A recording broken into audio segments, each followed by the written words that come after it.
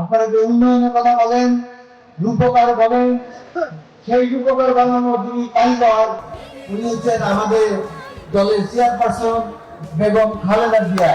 দলের বর্তমান ভারপ্রাপ্ত চেয়ারপারসন জনাব তারেক রহমান, যিনি লন্ডন থেকেও দলকে এত সুসংগঠিত করেছে এবং আপনারা এত সুসংগঠিত হয়েছেন জাতীয়তাবাদী দল, সেই তারেক রহমানকেও আমি আন্তরিকভাবে অভিনন্দন ও ধন্যবাদ জানাই। বৈষম্য বিরোধী ছাত্র আন্দোলনে যে সমস্ত বাংলাদেশ জেলায় আছে, আর একজন আমি শুনেছি উনি আঘাত পাইছেন, আসলে একটা অ্যাক্সিডেন্ট করছে, তার ব্যাপারে আমি হেল্প করবো।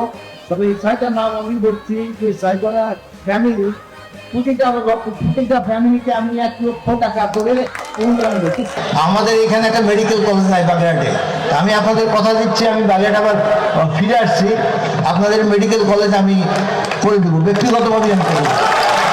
আরো আপনারা জানেন মজেদা বেগম কৃষি কলেজ হিসেবে চলে, ওদের বিশ্ববিদ্যালয় করতে চেয়েছিলাম, ওদের আমরা বিশ্ববিদ্যালয় করবো। আমাদের বাগেরহাটে বিশ্ববিদ্যালয় নাই, কাজে টেকনিক্যাল বিশ্ববিদ্যালয় করবো, লেখাপড়া শিখে ছেলেরা বেকার না থাকতে হয়।